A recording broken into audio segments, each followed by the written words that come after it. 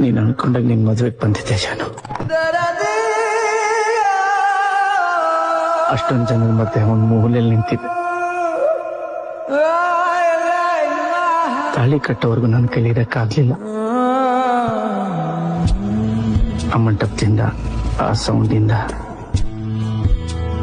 ಎಷ್ಟು ದೂರ ಆಗೋದಷ್ಟು ದೂರ ಓಡೋಗ್ಬಿಟ್ಟೆ.